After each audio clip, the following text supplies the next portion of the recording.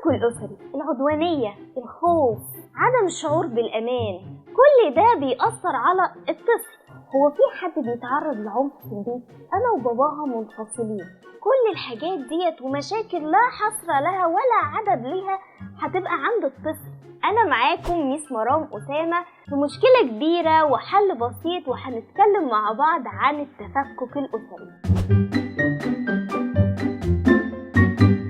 التفكك الأسري، هل التفكك الأسري عليه تأثير للطفل أو بيأثر على الطفل بشكل سلبي؟ طبعا. العدوانية، الخوف، عدم الشعور بالأمان، فقدان القدوة الوحيدة للطفل وهم ماما وبابا، كمان العنف. ده غير كده ان بعد ما بيبقى فيه انفصال والمشاكل الأسرية اللي بتحصل كمان بيبقى فيه جبن.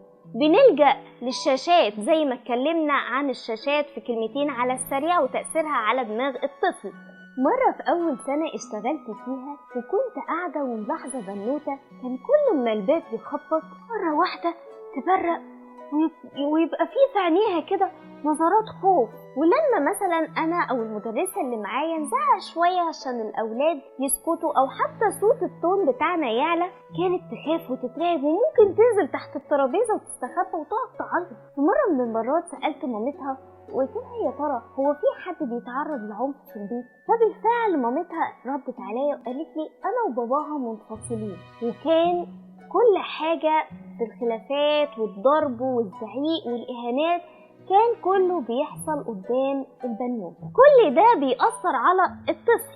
وزي ما اتكلمنا كمان ان الأب والأم هم قدوة الطفل الوحيدة، زي ما اتكلمنا في حلقة القدوة، يا ريت اللي ما شافهاش يروح يشوفها. طيب وحاجة كمان، أنا دلوقتي لما ابني يشوف باباه ومامته طول الوقت بيتكلموا على بعض بطريقة وحشة وبيهينوا بعض وبيضربوا بعض، فين هنا الاهتمام والتقدير والثقة في النفس والشعور بالأمان والمشاعر والعاطفة اللي الطفل محتاج إن هو ياخدها مني؟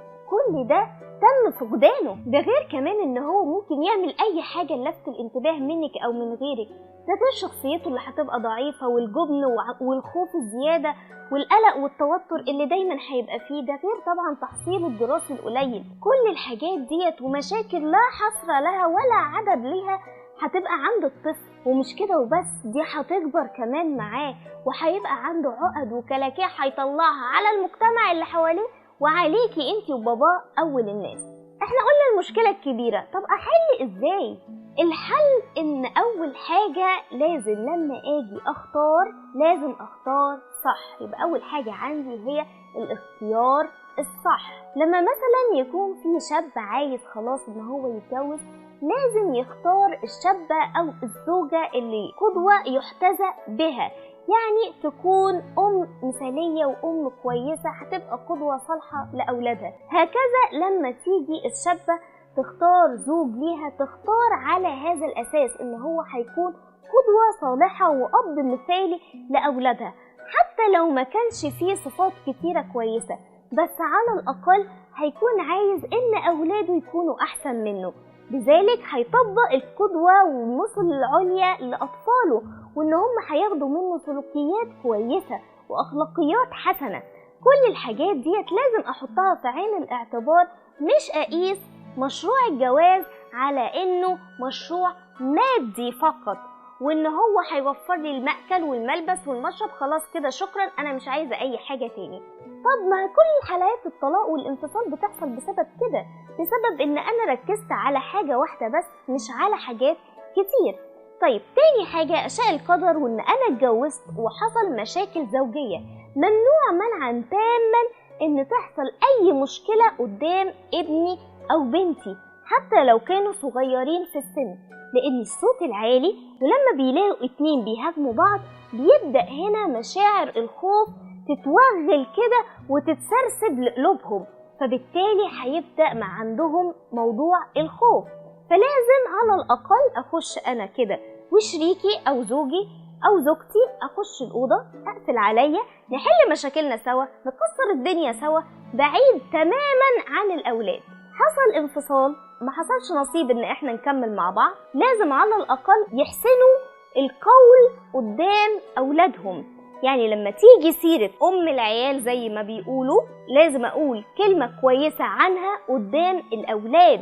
هكذا الأم لما تيجي تتكلم عن باباهم تتكلم بطريقة كويسة وما تقولش غير الكلمة الطيبة، علشان تفضل المودة والرحمة ما بينهم كلهم، ويفضل الاحترام ما بين ماما وما بين بابا وما بين الأولاد وما بين بابا وماما للأولاد. كل الحاجات ديت لازم تبقى في عين الاعتبار، ولازم نبقى واخدين بالنا منها.